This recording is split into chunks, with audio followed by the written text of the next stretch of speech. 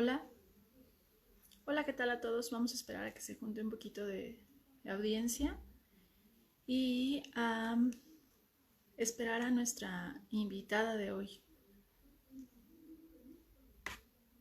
Vamos a ver si se conecta. El día de hoy vamos a tratar un tema súper bonito. Ya llegó por aquí. Voy a estar con la doctora Carla. Parece que ya nos estamos conectando. Hoy vamos a hablar sobre menopausia. Hola, Carla. Hola, hola, ¿cómo estás? Yo muy bien, justamente estaba iniciando el video y les estaba platicando que hoy vamos a hablar sobre climaterio y menopausia. Sí, Invité a la doctora Carla porque es una ginecóloga y obstetra maravillosa, tiene experiencia en el manejo de climaterio y menopausia y justo cuando yo contacté a Carla, que apareció la idea de este live, uno de los grandes respuestas que me dio Carla, porque ella fue la que propuso el tema, fue justamente que le interesaba tocar este tema porque habemos, bueno, hay muchas mujeres ya pasando por ese proceso, incluyendo a Carla, ¿verdad, Carla? bueno, todavía no llego tanto, pero sí ya me estoy encaminando hacia que el ovario en algún momento va a dejar de funcionar. Ujú. Sí, normalmente nosotros hablamos de una transición a la menopausia, antes le llamaban perimenopausia, que son Ujú. estos años previos a al cese de la menstruación y casi siempre hacemos diagnóstico retrospectivo de menopausia, porque hablamos de que fue la última regla cuando ya pasaron al menos 12 meses sin que se presentara la regla. Después de esos 12 meses ya no se considera normal que reaparezca el sangrado. ¿Por qué te gustó este tema, Carla? ¿Por qué decidiste que era importante hablar sobre menopausia con nosotros? Porque eso es un tema que es bastante poco tratado y muy medicalizado por todos, por las mujeres y por los médicos, ¿no? Para mí fue muy impactante cuando hacía la residencia que una paciente me contó que su hermana había tenido un suicidio y le achacaban a que estaba en estado de menopausia o de climaterio y que eso la había dejado devastada anímicamente y ya después entendí que tenía un proceso de depresión, ¿no? Pero claro que la gente se quedó con esa idea que fue debido a la menopausia, ¿no? Entonces, cuando tuve oportunidad de poder estudiar un poco más acerca del tema, fue como adentrarme y buscarlo mucho más desde cómo lo vivimos las mujeres, pero también cómo lo vivimos los médicos, ¿no?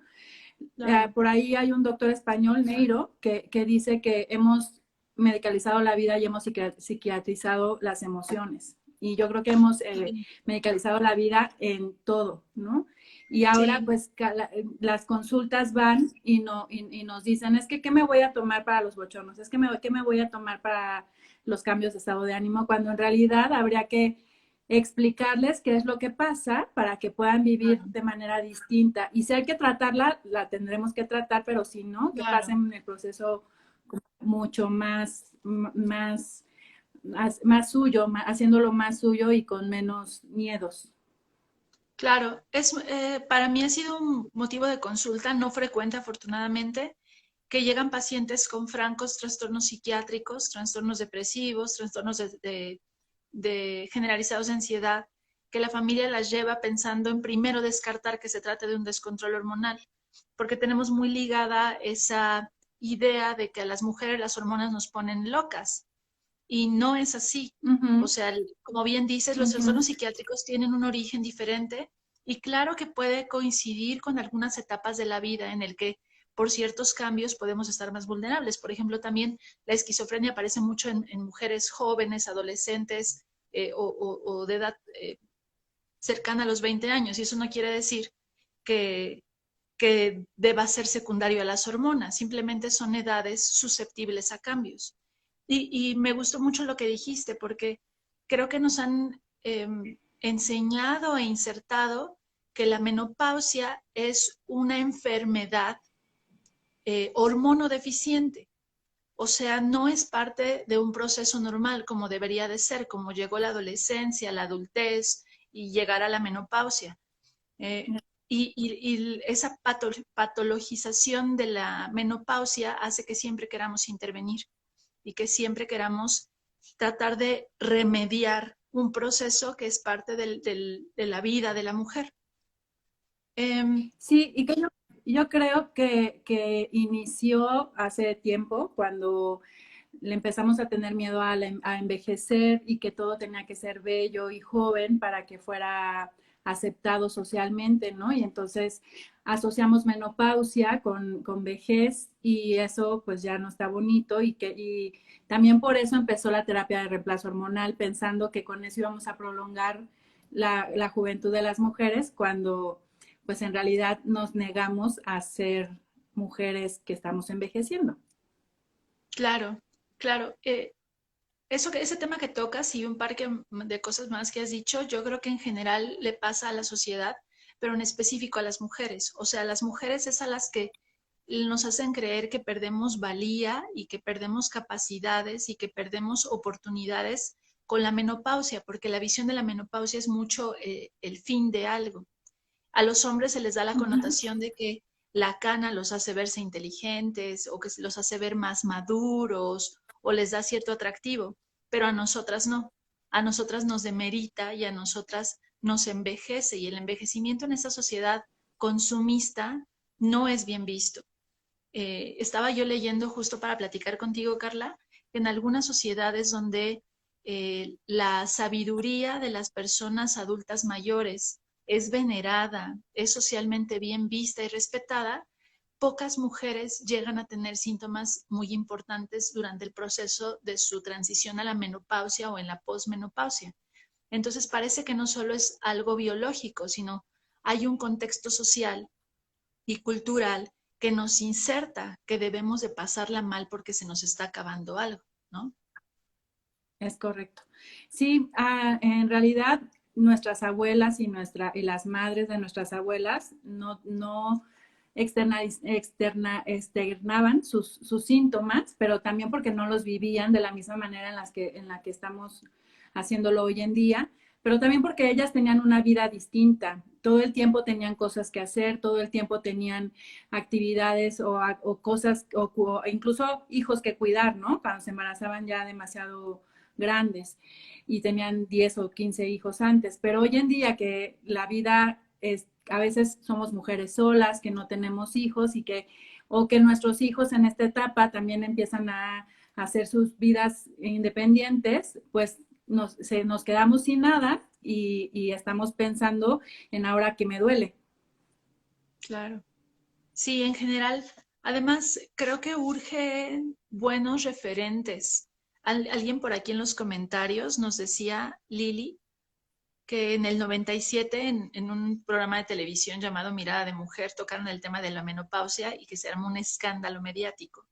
Y definitivamente creo que tenemos muy pocos referentes de envejecimiento, pero además un envejecimiento que no se forza a verse joven, ¿no? Porque además tenemos a Cher, que tiene 70 años y se ve mejor que Uh yo, -huh. o tenemos estos referentes de envejecimiento saludable o bonito a estas mujeres que no se ven envejecidas. Entonces es una contradicción. Sí, y desde que empezamos a tapar nuestras canas, ¿no? O desde que Ujú. empezamos a usar Botox o a usar cosas en la cara para tratar de esconder que estamos envejeciendo. Y sí, Claro. yo creo que la menopausia debemos de vivirla como una transición, de la misma manera en la que transitamos cuando éramos niñas hacia adolescentes y que llegó la menarca y que fue aprender a acostumbrarnos a que íbamos a estar sangrando cada mes, a que íbamos a tener crecimiento de las mamas, ¿no? Y entonces usábamos o usan hoy en día todavía pues las chamarras para poder esconder los cambios físicos, ¿no? Y que a veces hay niñas que lo aceptan mucho más rápido y hay otras a las que les cuesta un poco más. Y lo mismo tendrá que suceder cuando lleguemos a estas edades, en donde tendremos que aprender que habrá cambios y que habrá algunos que serán tolerables y que nos acostumbraremos fácilmente y otros que a lo mejor no van a ser tan fáciles de aceptar o de vivir con ellos y que, bueno, si trastorna nuestra vida, pues buscar ayuda, pero que de primera instancia tendríamos que pensar como una etapa solo de transición. Claro, claro. Y además, creo que de las puntos más importantes de esta transición es que la menopausia tiene una connotación muy sexual, porque la mujer pierde capacidad reproductiva. Entonces, al perder capacidad reproductiva, para muchas de las mujeres se nos enseña que es un fin de algo, o sea, tu vida como mujer ya terminó. Y por lo tanto también, si nosotros tenemos casado el concepto de sexualidad con reproductibilidad, entonces también podemos llegar a creer que nuestra vida sexual ya terminó. Y cosa que no es así, porque una mujer que a lo mejor no tiene que preocuparse por un embarazo no deseado o por una regla que empezó durante el acto sexual, podría tener la capacidad de tener una sexualidad mucho más disfrutable y con menos preocupaciones, ¿no? Sí, ese es un punto bien importante. Yo creo que tendríamos que vivir la sexualidad desde ese punto, que ahora puede ser un poco más libre o mucho más libre de no estar teniendo miedo de que ahora me voy a embarazar cuando no lo deseo. Y también creo que en nuestra sociedad, en donde tenemos el constructo de que estamos casadas para siempre, ¿no? En esta etapa también es cuando, como ya no tenemos cosas que nos unan de manera externa como pareja, a veces también es una buena época revisar si lo que tenemos al lado es lo que queremos o no, y entonces vienen las rupturas, y con eso, para no hacer esa ruptura, empezamos o empiezan a disminuir su encuentro sexual con la pareja de todo el tiempo, ¿no? O su pareja estable, y entonces eso también se confunde con efectos de la menopausia, cuando en realidad es un asunto mucho más profundo, que por supuesto Claro. que hay sequedad vaginal y que por supuesto que cuesta más trabajo llegar al orgasmo, pero que se puede llegar y que se puede disfrutar de la misma manera que cuando somos más jóvenes. Claro. Carla, ¿nos quieres platicar un poco los síntomas más tempranos que a ti te cuentan las pacientes en el consultorio? Esta plática es un poco diferente para mí porque casi siempre tengo a un profesional de la salud que es de otro rubro, ¿no? Yo he tenido pláticas con psicólogas, nutriólogas, la genetista, la derma, pero tú y yo somos ginecólogas. Entonces, creo que este feedback puede fluir un poco distinto. ¿Tú qué es lo que más comúnmente ves en tus pacientes? Lo que más veo de forma temprana son alteraciones de la menstruación. Veo que les asusta, que notan que su regla es distinta. O bien empiezan a tener sangrados más abundantes o de más días, o también empiezan a tener sangrados de menos días y de menos cantidad. Al principio, generalmente los ciclos se vuelven más cortitos y en vez de ser de 28 días, empiezan a ser de 21, 22 y o empiezan, ya llevo 2 meses que no reglo y ya me hice 5 pruebas y no estoy embarazada y qué es lo que me está pasando. Y eso también a veces, pues se empiezan a dar cuenta que aunque no les duele nada, algo no está bien o algo está cambiando. Esa sería Ujú. como el primer síntoma que yo puedo percibir. Fíjate que a mí me llegan muchas mujeres en esta etapa, muchas de ellas ya para buscar una segunda opinión en mi consultorio, porque ya alguien por ahí les dijo que este, pues estos cambios de reglar un poco más o reglar de forma más frecuente eran motivo de histerectomía. Y a mí me parece una época bien vulnerable para que a las mujeres les ofrezcan una cirugía innecesaria, porque si no se entiende esa transición como cambios normales, así como una nena de 12, 13 años no tiene menstruaciones cada mes y es normal, una mujer cercana a la menopausia no tiene un patrón menstrual regular y es normal, pero con la falta de entendimiento de esta fisiología hace que las mujeres sean susceptibles a que les ofrezcan una cirugía y además con el argumento que a mí, bueno, hace que me tiemble el ojo, pues si ya no vas a tener hijos, ¿para qué quieres el útero? ¿No? A ti seguro te llegan Sí, igual. Sí, y un montón, y sí, bueno, y es un trabajo también, ¿no? Hacerles entender que es un proceso normal y que a mí me funciona mucho explicarles cuando el tema es el riesgo-beneficio, el riesgo que tiene de entrar a un quirófano con una cirugía mayor, que lo es, contra el riesgo, contra el beneficio, a lo mejor de que la regla se le va a ir en un año y que no tiene mucho sentido someterse a ese riesgo, ¿no? Si tuviera Claro. 40 años y tiene un útero miomatoso y ya le hicimos todo y no mejora, pues habrá que operarla. Pero si tiene 50, 48, tiene incluso miomas, pero y tiene sangrados anormales, y a lo mejor le podemos hacer una FSH, un estudio de sangre de hormonas en sangre, que no es tan específica, pero que nos puede orientar un poco antes de llegar a la antimuleriana, que sería la adecuada, pues yo creo que eso nos deja más tranquilos tanto a la paciente como a nosotras como médicas y podemos decirle, ¿sabes qué? Espera y si acaso a lo mejor algo sintomático o algo que pueda disminuir la cantidad de sangrado en este momento de manera eh, paulatina y por poco tiempo y esperar a que venga la Claro. regla la menopausia cuando tenga que llegar. Sí, para mí es súper común encontrar este tipo de comentarios. Yo, al igual que tú, siempre he hecho mano de poner en la balanza riesgos y beneficios. Además, yo soy urogenia, acuérdate. Entonces, para mí, la importancia anatómica de la presencia de un útero que forma parte del centro del suelo de la pelvis es vital, porque quitar un útero no solo es porque te vaya a dar hijos o no. Quitar un útero tiene la complejidad de modificar toda la estructura del suelo pélvico. En la pelvis todo está muy cerquita, vejiga, recto, útero, vagina.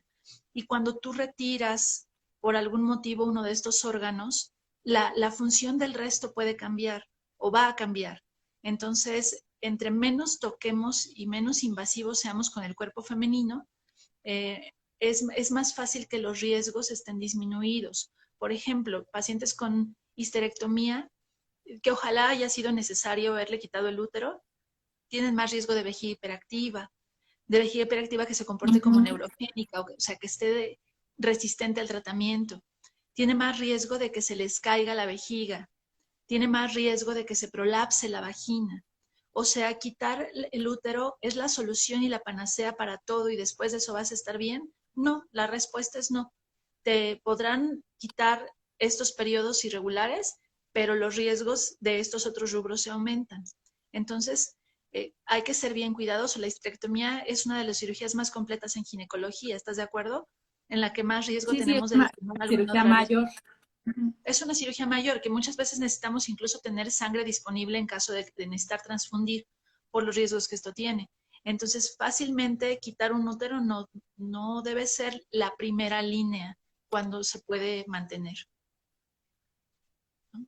Exactamente, sí, y también tranquilizar a ellas y tranquilizar a la familia, porque todo el mundo está preocupado porque es que mejor que se la quiten y ya, y también, como dices, anatómicamente, y que al final también tiene una protección inmunológica, incluso el útero y los ovarios, y que también quitarlos nomás porque ya no se va a embarazar, pues también es un tema que es poco ético y que no tiene razón de ser.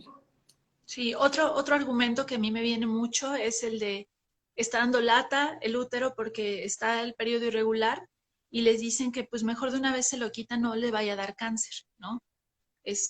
Mm. Y de paso, pues también los dos ovarios, porque ya para que los quieres, te vayan a dar cáncer. Pero este argumento, o sea, te pueden desvalijar toda, ¿no? Quitarte el apéndice, las amígdalas, quitarte la vesícula, quitarte, y eso te lleva a cero tu riesgo de algún cáncer. La respuesta es no. Y que eso justamente es como el meollo de la medicalización de la vida, ¿no? De que algo nos va a pasar y que mejor para que no nos pase nada, mejor nos quitamos todo lo que pueda pasar. Que lo mismo ocurre en esta etapa con el cáncer de mama, ¿no? Que más jóvenes hay una cancerofobia y que con un dolor que puede ser un dolor, una mastalgia premenstrual, las chicas Corren llegan, al pero consultorio. si espantadas porque creen que ya tienen cáncer de mama. Y pues en esta etapa de transición menopáusica también tienen un miedo exagerado y quieren hacerse mastografías cada 6 meses y quieren estar yendo a la consulta cada 6 meses y tienen, cuando en realidad pues sabemos que los cánceres pueden aparecer en cualquier momento, que pueden ser o no prevenibles, pero que la mayoría no son prevenibles y que solamente los podemos detectar a tiempo y que tenemos que confiar en que tenemos una vida sana. Claro, claro. Otra de los cambios que yo noto frecuente, no sé tú cómo veas si ocurre también en tu consulta, es la resequedad vaginal, que es motivo frecuente de consulta, que inicia, Yo creo que, ajá, no, dime. normalmente yo veo que inicia o se describe que inicia con la dificultad para lubricar durante las relaciones sexuales. Es de lo primero, de relaciones sexuales dolorosas, dificultad para la lubricación. Pocas veces a mí me llegan pensando en que más bien diciéndome que tienen problemas para las relaciones sexuales. Llegan más por a decirme que sienten siempre infección vaginal, que además que siempre tienen una infección urinaria, que ya se fueron con uno y con otro y con otro y que ya tuvieron 5 antibióticos y no mejoran. Y supongo que nadie las ha revisado, porque cuando uno las ve, lo único que hay es una resequedad Resequedad. intensa, ¿no? Siempre, Ujú. siempre les pongo de ejemplo una paciente que me acuerdo perfecto que llegaron sus 2 hijas y ella llorando al consultorio porque tenía sangre en la orina y un urólogo les había dicho que a lo mejor era cáncer renal. Y entonces la revisamos, le dimos tratamiento para la resequedad vaginal y a los 2 meses llegaron, pero sí contentísimas, casi que pensando que le habíamos curado el cáncer cuando no había ningún cáncer, ¿no? Y lo único que había era resequedad, porque causa una resequedad intensísima, no solo en la vagina, sino en toda el área pélvica. Y yo creo que esos síntomas sí puede ser susceptible y puede ser el único síntoma que sí merezca ser tratado de manera dirigida y con hormonales para que pueda tener una respuesta mucho más rápida y con mucha más efectividad. A lo mejor después lo podemos cambiar, pero de inicio sería el único síntoma que yo creo y que lo hago, que puedo usar un hormonal de inicio y después lo puedo cambiar o me quedo con el hormonal. Pero de ahí en fuera, cualquier otro ¿Te síntoma, creo refieres que hablando a hormonal local? hormonal local, sí, hormonal local, Ujú. Eso lo quiero sí. aclarar un poquito porque yo tengo también, o sea, mi tipo de población suele ser población que no le gusta mucho la medicalización.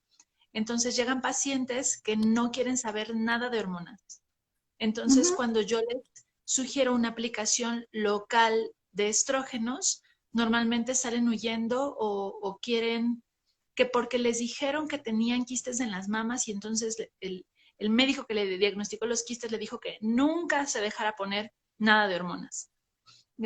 Supongo que tú tienes el mismo problema. Sí. Sí, sí, sí, sí, y bueno, hay que explicarles, ¿no? Que la utilización de los hormonales dentro de la vagina tienen una absorción sistémica muy, muy bajita Mínima. y que no Ujú. tienen ninguna repercusión en la mama, ni en el estado de ánimo, ni en el peso, ni en ninguna otra, y que al contrario nos va a mejorar muchísimo. Ahí sí podemos evaluar muy bien el riesgo-beneficio. La verdad es Claro, que yo también pocas veces uso hormonales sistémicos, tomados o sistémicos. inyectados. No, la verdad es que tampoco uso muchos Sí, yo tampoco. hormonales. Sí, Esto, pero los más que hormonales, más para la atrofia genital sí, puedo sí. decir que sí lo uso. Ujú.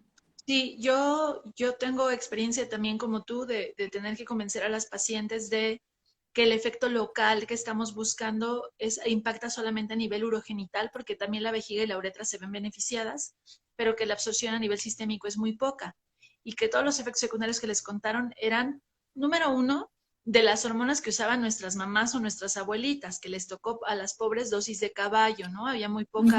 muy poco conocimiento al respecto. No estamos utilizando ya las mismas dosis y las mismas sustancias.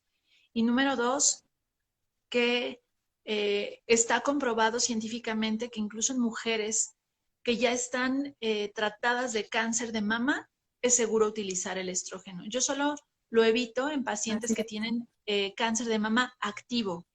Y eso solamente para que Ujú, no le vayan a echar ujú. la culpa a mis estrógenos de nada. Pero de ahí en fuera, lo utilizo con seguridad en la mayoría de las pacientes que lo ameritan. Sí, sí, yo también creo que, y que se nota además el beneficio en en muy poquito tiempo, ¿no? En Claro, 3 o 4 semanas vemos el resultado y ya les curamos las infecciones que no tenían cura y le curamos el flujo, porque además estas mujeres hacen como un exudado amarillento que no entiendo muy bien la fisiopatología de este exudado, pero me lo explico como que suda ese tejido para poder protegerse de su propia atrofia, ¿no? De su propia resequedad. Y entonces, pues vienen casi que curadas después de 3 o 4 semanas de estar usando el hormonal sí, y ya. A diferencia de pensar en usar hormonales porque ya estás en menopausia y tienes que tomar hormonas porque si no te va a pasar algo, pues claro. entonces la verdad es que ahí sí no, yo tampoco uso de manera generalizada la terapia de reemplazo. Sí, porque una cosa importante que les debemos contar es que la resequedad vaginal produce comezón. O sea, así como si trajeras muy resecas tus manos y te da comezón, tanta resequedad, que se llegan a agrietar e incluso sangrar, la resequedad urogenital da comezón. Por eso es que lo confunden con infecciones. Por eso es que ya se pusieron todas las cremas habidas y por haber y la comezón no se les quita. Porque no estamos utilizando cosas que ayuden a la hidratación y humectación de ese tejido, sino estamos usando antibióticos que evidentemente no tienen ninguna función en la resequedad, ¿no? Y que cuando sientes que te pones la pomada, pues a lo mejor te sientes más húmeda y eso te da sensación de alivio, pero no te lo va a quitar de forma permanente. Ujú. Así es, sí, sí, sí. ¿Cuál es otro de los síntomas que más se quejan tus pacientes? Otro síntoma que es y que sí es muy molesto y que yo me pongo en el papel de ellas y tal vez esa incluso puede ser un poco lo que da más miedo, son los bochornos, ¿no? Son esta sensación de un calor intenso que lo describen como que da un golpe aquí en el pecho y sube a la cabeza y algunas lo describen como que les dan ganas de morder a todos, ¿no? O de salir corriendo. Y hay quienes me dicen, luego empiezo a sudar frío y ya, lo que siempre les digo, que siempre se siente peor de lo que nosotros vemos, ¿no? Y eso también tendrán que, les ayuda a que estén un poco más tranquilas, porque luego están en la consulta y me dicen, mira, ahí viene uno, mira cómo estoy sudando, y yo no lo noto exageradamente. Entonces, Claro, siempre les digo, bueno, tú lo sientes peor de lo que yo te estoy viendo, ¿no? claro. Y creo que ese puede ser el síntoma más difícil de tratar desde el punto de vista de explicarles que, que no hay que por qué pelear contra ellos, ¿no? Y un poco siempre hago la analogía de los trabajos de parto. Es como una contracción que sabes que ahí viene, pero que se va a ir. Y lo mismo le pasa al Claro. bochorno. Llegar es molesto, pero se va a ir. Justo leía un artículo muy bonito que si lo pueden leer por ahí se llama La rebelión de la menopausia, en donde una de ellas menciona el síntoma del bochorno como algo muy intenso, pero que desde que entendió que era pasajero, o sea que solo es una oleada y se va, justamente ella cuenta los segundos y dice que cuando detiene, o sea, cuando tratas de hacer como que no está pasando y quieres seguir haciendo tus cosas y está ahí el bochorno y te estás peleando con él, lo sufre mucho más.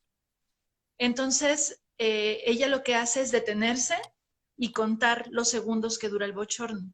Y esa técnica a esta mujer en específico le había funcionado para hacer conciencia y acortar y no sufrirlos, porque una cosa es pasar por eso y otra cosa es vivirlo con sufrimiento. Entonces, voy a contestar algunas de las preguntas que quedan por aquí para que no se nos vayan a acumular al final.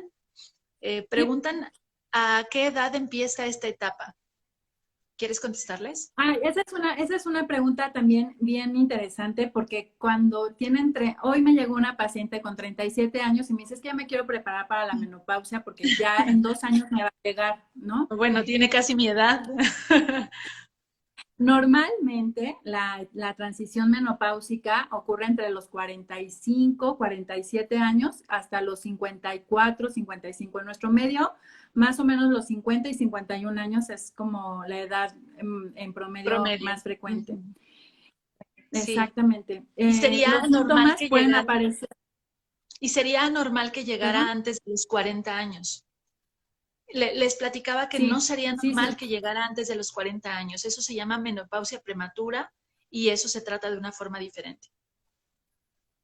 Esa sí es una enfermedad y esa sí necesita ser tratada distinta, así es. Ujú. Pero bueno, la mayoría pueden empezar con algunos síntomas a partir de los 45. Lo más común es que ya sea muy cerca de los 48, 49. Y a veces se puede ir hasta los 54 o 56, ¿no? No es lo común, pero a veces pasa. Y a veces llega una paciente de 52 años que todavía arregla, nos causa algo de Extrañeza. sospecha, podemos Ujú. hacer algún estudio y ver, y bueno, sí, todavía tiene función ovárica y ya está, y tendremos que esperar a que la regla se vaya, ¿no? Otra cosa Eh, importante, ay, perdóname, pero sí, otra sí, cosa pero bueno, importante, que no llega a los 40. sí, otra cosa importante es que no hay un patrón familiar para la edad en la que se retira la regla. O sea, esta idea de mi mamá se le fue a los 48 y yo ya estoy en los 50 y no se me ha ido, algo está mal, es normal. Cada mujer no se ha podido estimar un patrón específico que tenga un sustento hereditario o familiar para saber en qué momento se tiene que ir la menstruación. A cada mujer tendrá su experiencia diferente. Igualito que cuando llega la regla, ¿no? Ujú. Tampoco Claro, tenemos un patrón para decir si a mi mamá le llegó a los 9, a mí me va a llegar a los 9. ujú, O a claro. mi hija le va a llegar a los 13, si a mí me llegó a los 13, sí, tampoco. Y tampoco, si empecé temprano, se va a ir temprano, ni se va, si llegó a los 15, se va a ir a los 55. Tampoco tiene nada que ver. Claro. Tenemos acá otra pregunta que dice, ¿cómo se lubrica para no sentir esa comezón en la vagina? Primero, sí habría que verificar que se trate solamente de resequedad y que no haya algo sobreagregado, pero les cuento que las guías nos dicen que, bueno, esta la quise contestar yo y si quieres tú ahorita le agregas Sí, sí, lo que tú sí. quieras. Las guías nos dicen que si tengo una paciente que solo se queja de molestias durante las relaciones sexuales, lo primero que yo hago es ofrecerle un lubricante, porque si no necesita o no tiene mayor queja durante el resto de su vida, durante su día a día, no tendría razón de ser de darle medicamentos con mayor frecuencia. Yo les digo que nada más como pago por eventos se ponen un buen lubricante en base de agua para que no les afecte y pueden tener solamente relaciones sexuales. Si ya hay algo más de incomodidad en el día a día, algunas me mencionan que se les pega la pantaleta a la vulva o que ya empiezan con algo de comezón, pero es leve, que a veces ni siquiera es el motivo de consulta, pero cuando yo lo pregunto ya lo mencionan. Se pueden utilizar hidratantes, que no es lo mismo que lubricante, Ujú, tiene una función diferente ujú. y este es como ponerse cremita en las manos todos los días para poder pues hidratar su piel. Algo similar ocurre con la vulva y con la vagina y hay hidratantes especiales para vulva, hidratantes para vagina. Acuérdense que la vagina es el Así es. conducto interno y la vulva son los genitales externos. Y si no mejora, podemos utilizar, como tú bien decías, Carla, los estrógenos locales que tienen muy buen resultado, son eficaces, los resultados son a corto plazo y además los resultados los podemos mantener con una dosis mínima de estrógenos por semana. Y algo que yo que te quisiera agregar ahí es que preguntan, ¿y ya me los tengo que poner toda la vida? La respuesta es, no lo sabemos. Es probable que sí. Y yo siempre les explico un poco que es como la crema que nos ponemos en el cuerpo o en la cara. El día que no nos ponemos crema, nos sentimos resecas, ¿no? Y lo mismo ocurre en los genitales. Si un día te la dejas de poner 2 semanas y empiezas a tener molestia, pues habrá que usarla de manera regular. Y siempre les digo, los laboratorios nos dicen a lo mejor úsalo cada tercer día o 2 veces por semana. Yo, la verdad, lo que hago es úsalo cuando lo necesites, pero no lo dejes de usar. Si con una vez a la semana es suficiente, con una vez a la Ujú. semana, si cada Sí, 2 semanas crees que te aguanta la dosis, déjalo cada 2 semanas, pero no te vayas a quedar 3 semanas porque la resequedad va a regresar y entonces nos vamos a claro, regresar como al claro. principio. Sí, yo les digo, o sea, tarda 3, 4 semanas en hacerte, en que notes bien los resultados, pero va a tardar 3 o 4 semanas si lo dejaste de usar en que estés como estabas. Y si hay que darle Exactamente. mantenimiento. Y otra cosa importante es que dicen por ahí que molestia que no molesta ni molestarla. Si yo reviso una paciente que no se queja de Ujú. resequedad, que no se queja, a lo mejor ya no tiene vida sexual y ella sí lo desea mantener, y ella no tiene comezón, pese a que yo veo una vulva y vagina muy resecas, yo no doy nada, porque ella no se está quejando de eso, ¿no? Ujú. Solamente damos Así manejo es, así es. para quien lo está haciendo sintomático. Para terminar, yo creo que este rubro nos preguntan dónde se consiguen los hidratantes. No sé tú qué utilices, Carla. A mí me gusta mucho la línea de Velastiza. La línea de Velastiza, que es Sí, del laboratorio bueno, ISDIN. ya cambió de nombre, ahora es Woman is Dean. Ah, bueno, Woman ISDIN ahora, sí, antes era azul y ahora ya es rosa, porque ya ves que las mujeres Es vamos de rosa, rosa. Este, exactamente. la línea de Velastiza, o bueno, ahora ISDIN Woman, tiene varios productos que funcionan bastante bien en esta etapa. La Velastiza VV, que es para la vulva, por eso trae dos Vs. La Velastiza VG, que es para la vagina, y ese se coloca de forma interna. Los dos, aunque parece el mismo producto, tienen densidades diferentes porque la vulva necesita una densidad de crema distinta y más grasosa para que se adhiera bien a la vulva y no se quede en la pantaleta. Y la vagina pues tiene características diferentes. Y ellos mismos tienen en esa línea el lubricante vaginal, que a mí también me gusta mucho la consistencia, que tarda mucho en quitarse el efecto como resbaloso, es lo que yo suelo utilizar. La línea de Isdin, hasta donde yo recuerdo, y conste que no nos están pagando nada de patrocinio por decirlo, en la Ciudad de México, en la San Pablo, las hay sí o sí. Sí, sí, y es muy fácil de poder saber de qué es lo que necesitas, ¿no? Si es solamente externo, si es adentro, y está muy dividida la presentación de ese laboratorio, sí. Sí, usas lo mismo entonces.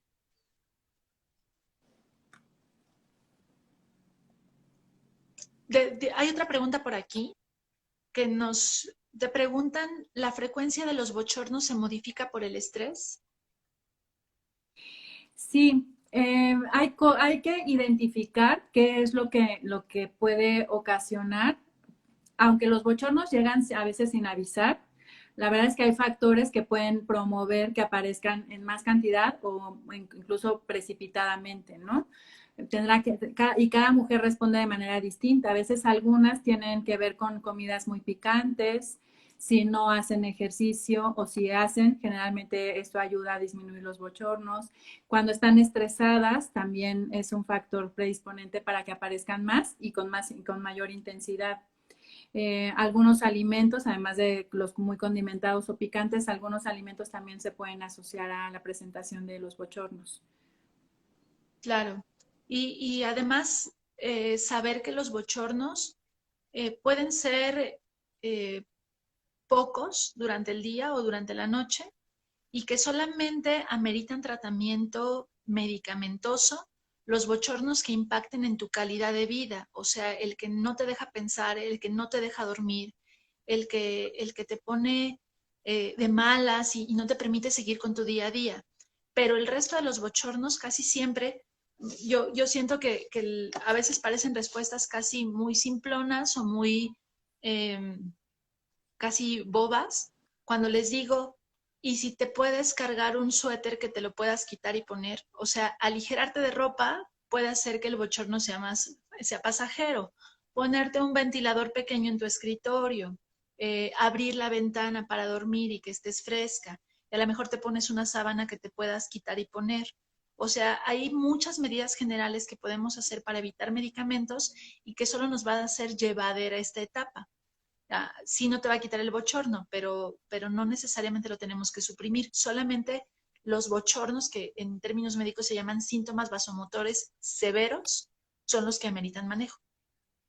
Sí, de hecho, después del 2005 que apareció este estudio del Lance. WHI, ¿no? Ujú. Que satanizaron a las hormonas y que les achacaron demasiados efectos secundarios que sí los tienen, pero que no en esa Proporción. Ujú. en esa edad, ajá, la tendencia desde esa época y hasta ahora es usar los hormonales en las mujeres que de verdad lo necesitan el menor tiempo posible y en la menor cantidad posible, ¿no? Ahora ya no lo tenemos, pero antes, cuando yo estudié menopausia, habían unos parches y entonces una de mis maestras los cortaba en 3 o en 4 y decía, esto no se hace, pero si con la mitad de este parche es suficiente para que tú puedas dormir, quédate con la mitad del parche. Y les iba bastante bien, ¿no? Los síntomas generalmente duran entre 5 y 7 años, de más o menos, ¿no? Claro que hay mujeres de 80 años que pueden tener bochornos, pero la mayoría pasan por entre 5 y 7 años, es decir, que tampoco se van a quedar para siempre. Sí, y a veces dejarlos, o sea, o utilizar hormonales sistémicos para el manejo de los síntomas de climaterio, a veces solamente hay que entenderlo como estar posponiendo la fecha en la que tienes que dejar las hormonas de todos modos. O sea, si bien ahorita las estamos sustituyendo y con eso te mejoran los síntomas, eventualmente también tenemos que quitarlas. A mí me han llegado pacientes de 70, 80 años usando hormonales porque pues, su ginecólogo o su ginecóloga les dijo que estaba bien y además ellas sienten como que es la fuente de la eterna juventud y no se dan cuenta del riesgo cardiovascular porque hay un riesgo incrementado de utilizar los hormonales por largo plazo. Es como si nuestro cuerpo contara con que las hormonas se van a ir un día. Entonces, prolongar el uso de las Sí, hormonas lo que hace es incrementar riesgos.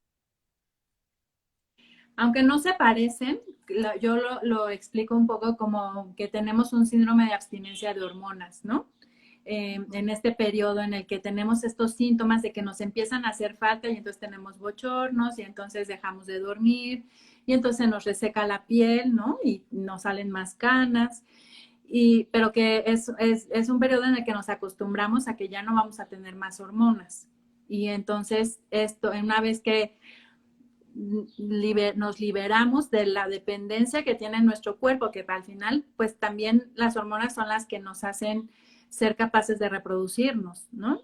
Eh, y entonces, pues estos síntomas se van aligerando y la vida va siendo mucho más sencilla, incluso desde el punto de vista intelectual, de que ya entonces ahora sí nos encaminamos directo hacia la vejez. Claro. Y otra cosa, por ejemplo, aquí está Ana Solares, que nos ha estado participando mucho. Dice, mi mamá tiene 81 años y sigue tomando estrógenos porque dice que sigue sintiendo bochornos y ahora tiene problemas en el corazón. Fíjate, Ana, que seguimos en la misma, o al menos yo sigo con la misma idea de que a los 81 años nadie tendría por qué estar tomando hormonas. Existen medicamentos no hormonales que podemos utilizar para el manejo de los Así es. bochornos. Algunas veces tengo que hacer énfasis en que estos medicamentos parece que se deben prescribir para otras cosas. Por ejemplo, el uso de antidepresivos es un muy buen recurso para bochornos que estén intensos, solamente para ayudarnos en esa transición de dejar las hormonas a ya tolerar estar sin las hormonas, como bien dirías tú, como para controlar el síndrome de abstinencia, ¿no? Pero existen medicamentos no hormonales que ayudan al control de los síntomas. Y que se utilizan incluso en mujeres que tienen riesgo alto de tener un cáncer de mama, por ejemplo, en donde no Claro. queremos aumentar el riesgo usando hormonas, usamos estos antidepresivos y que además tienen muy buen resultado. Y además que si seguimos las guías para elegir una paciente de quién sería candidato o no para el uso de hormonales, tenemos que hacer un chequeo general de la paciente, porque yo no voy a usar, como bien dices, hormonas en una paciente que tiene una lesión sospechosa en la mama. O yo me refiero a lesión sospechosa no con quistes, porque todo el mundo tenemos quistes y todo el mundo tenemos algo de fibrosis. Me refiero a una Así lesión es. que se está estudiando por sospecha de cáncer de mama. Eh, no podemos darle hormonas a una paciente que tiene un sobrepeso o una obesidad importante, porque entonces le estamos regalando riesgos. No podemos darle hormonas a una paciente con colesterol y triglicéridos altos. No debemos darle hormonas, o sea, entonces si vamos descartando, la verdad es que no todas las mujeres somos candidatas al uso de terapia No, hormonal de reemplazo, ¿no? no. No, no, Sí, y eso, una vez más hay que explicarles cuál es el riesgo contra el beneficio, ¿no? porque Claro, también hay pacientes que me dicen, ya tengo 50 años, ya no arreglo, quiero mis hormonas.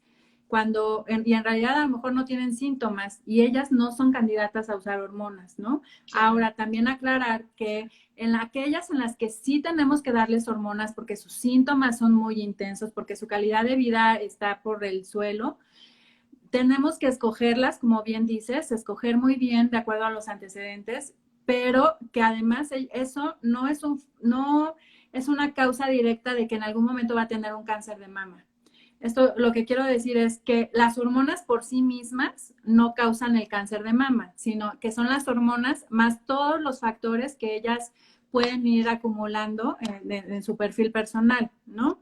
claro. Pero que claro, que usarlos por una larga temporada ya tiene un punto más para desarrollar algún cáncer de mama. Pero también que hay mujeres que nunca usaron hormonas, ni anticonceptivos, ni terapia de reemplazo hormonal y que igualito les da cáncer, ¿no? Entonces, Claro. yo siempre les digo, no es ninguna vacuna no usar hormonas, como tampoco es una sentencia usarlas con respecto al cáncer de mama. Lo único es que hay que elegirlas muy bien. Y en el elegirlas también está el que no nos pongamos o utilicemos lo que le sirvió a la vecina, porque la vecina es una mujer diferente, con un cuerpo distinto, porque yo elijo una hormona distinta si la paciente tiene útero o no tiene útero, porque yo elijo un medicamento diferente si la paciente tiene factores de riesgo o no tiene factores de riesgo. Entonces, no utilicen lo que le sirvió a la hermana o a la vecina o a la prima, porque entonces van a arriesgarse a utilizar sustancias que puede ser que les beneficie de forma parcial, pero que les estén incrementando otros riesgos, ¿no? Así es, y que tampoco, porque ya fui con mi doctora hace 5 años y me dio unas pastillas y me sentí fenomenal y ya no me dio nunca ningún bochorno y ya duermo muy bien y ya sí, llevo 5 años y ya la verdad ya no regresé porque me siento muy bien y la voy a usar todo el tiempo, ¿no?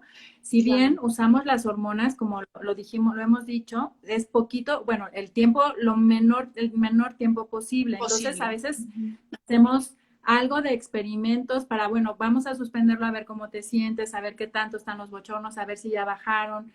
Y siempre y cuando además tengamos una vigilancia con mastografía, con densitometría, con ver cómo está su perfil de lípidos, ver cómo está ¿Cómo está la tiroides? metabolizando la glucosa, cómo está la tiroides. Entonces, no nada más es porque ya me la dieron y me siento fenomenal y ya no vuelvo hasta dentro de 6 años con un infarto o con una cardiopatía isquémica, ¿no? Claro, claro, eso es muy importante. Oh, fíjate que parte de los síntomas que las pacientes me llegan a platicar o que con respecto a sexualidad les preocupa a algunas es que la libido en algunas baja. Pero yo también he tenido un montón de pacientes, no son raras, en las que la libido está incrementada. Y yo he tenido pacientes de 78 años que tienen vida sexual 5 veces a la semana con su pareja de también 82 años, ¿no? Entonces, Sí. yo he visto que no hay un patrón específico de qué va a ocurrir con nuestra libido, con nuestro deseo sexual en la posmenopausia. ¿Cuál es tu experiencia al respecto, Carla?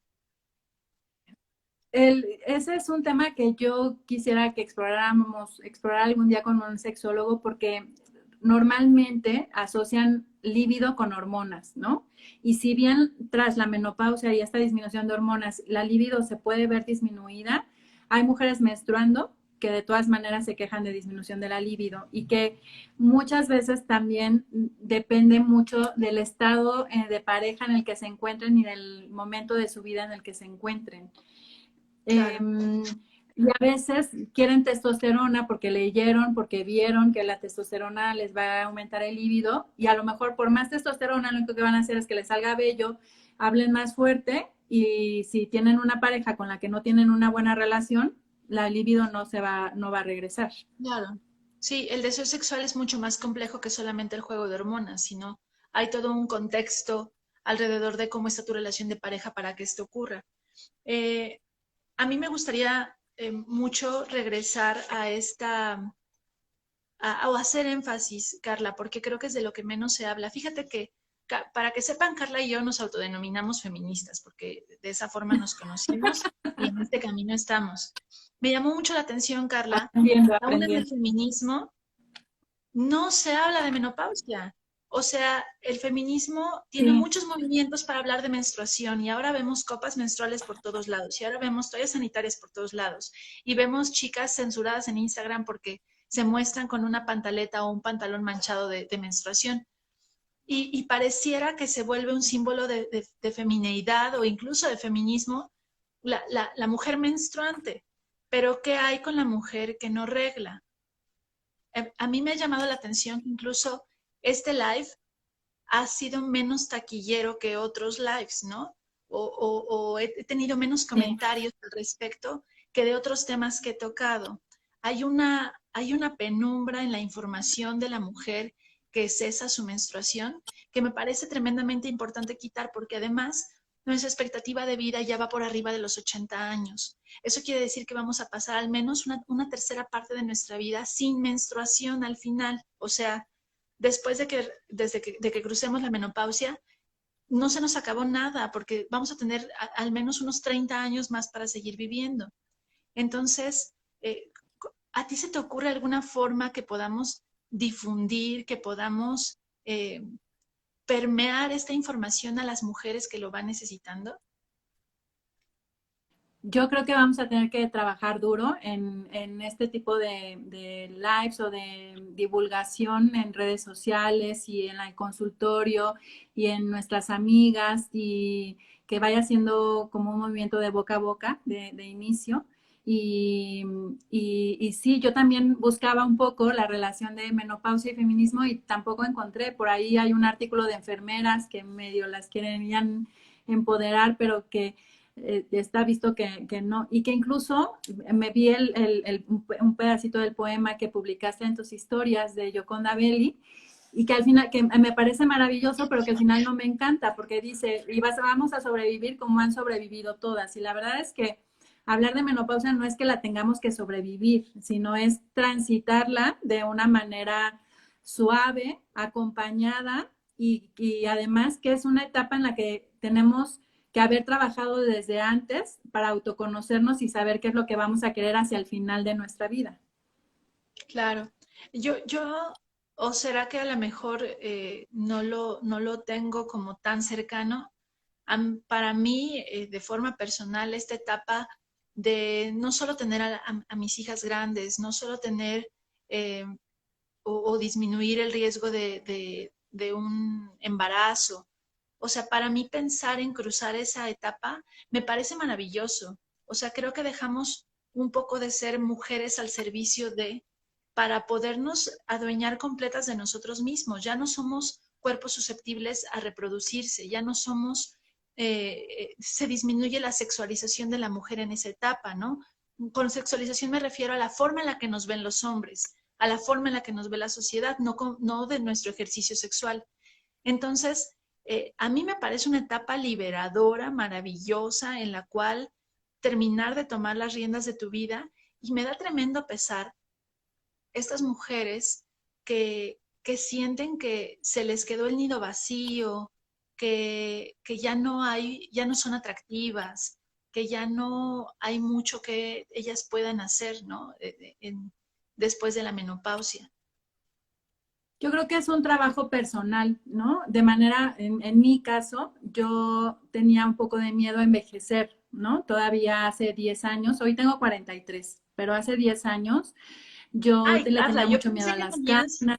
cuando me decías que te acercabas, yo dije, Carla se ve joven, pero a lo mejor tiene más edad de la que yo estoy pensando, pero tienes 43 años, estás súper joven. Sí. Y para mí me daban miedo las canas, ¿no? Tengo una de mis mejores amigas, es muy canosa, mi hermana son muy canosas y les decía, píntate el pelo, ¿no?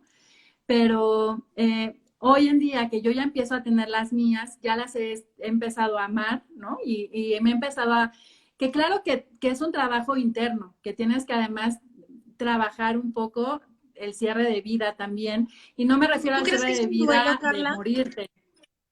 ¿Tú crees Yo que creo es un que es un duelo? duelo ¿Hay que porque, tener un duelo? sí, yo creo que sí, porque porque pierdes, porque tienes que cerrar tu vida productiva, me refiero a tus sueños, y más bien después de esta etapa, vivir de todo lo que sembraste en la primera etapa de tu vida, ¿no? Y creo que Fíjate que ya, yo tengo maestras de más de 50 años, de más de 60 años, absolutamente productivas e incluso a lo mejor hasta más productivas que yo, que no las veo como entrando en una etapa pasiva en la que solamente se coseche. O sea, yo las veo muy productivas y muy, em, no sé, emprendiendo proyectos. pero que ya no lo hacen para los demás como lo hacemos en la Ok. primera parte de nuestra vida, ¿no? Ya no lo hacemos para mantener una familia o para ver si alguien se casa o para incluso no sé, mantener a tus padres, ¿no? Si no lo haces, ya la productividad que tienes después es solo para ti. Es solo y es cosechar justamente lo que sembraste al principio, pero me refiero a los amores, los cariños, la cercanía con otras personas. Sabes que ellas son las que te van a acompañar en esa otra, que a lo mejor llegará personas nuevas, pero que sabes que esas van a poder llegar, van a poder acompañarte en esa segunda mitad de tu vida.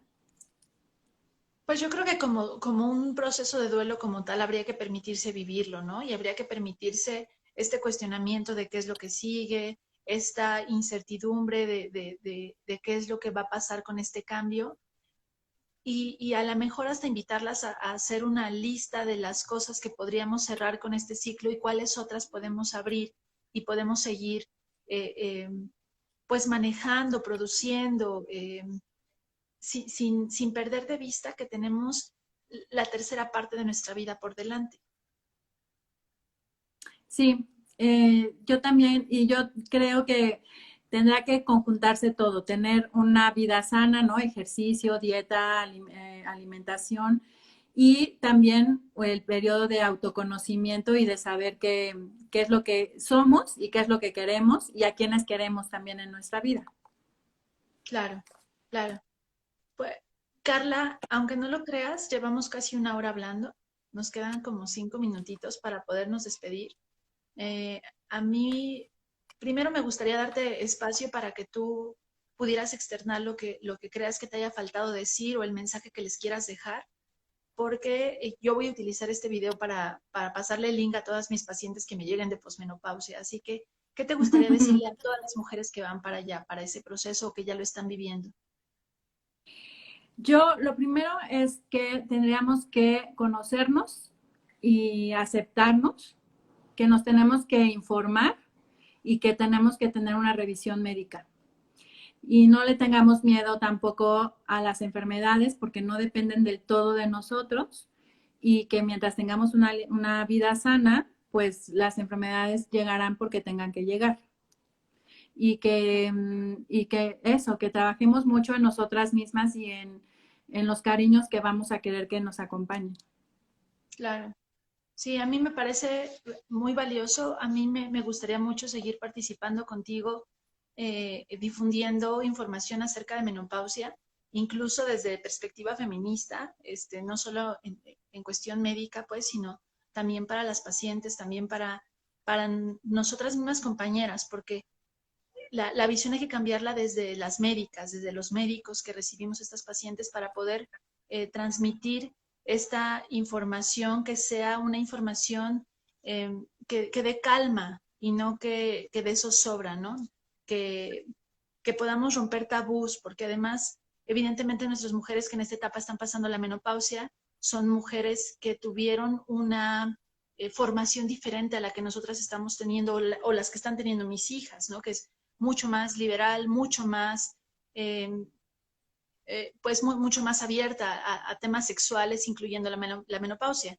Pero permitirles desde su visión social y cultural que les haya tocado a su edad, tratar de desenvolverles lo más posible de tabús, que entiendan que siguen siendo valiosas, que así como una menarca no las hizo más ni menos valiosas, así como un himen no las hizo más ni menos valiosas, una menopausia no las hace ni más ni menos valiosas. y que de toda la sapiencia y la sabiduría que van acumulando, todo eso es ganado, ¿no? Y todo eso es lo que le podemos dejar a nuestras siguientes generaciones. Carla, nos quedan 20 segundos. Y que hay que aprovecharlo. Sí, sí, sí. Me dio mucho gusto que Agradezco pudiéramos de compartir. corazón. Espero que no sea la última vez. Te agradezco de corazón este live. La verdad se me pasó como agua. Nos quedan 8 segunditos. Me despido de ti. Bye, bye. Bye.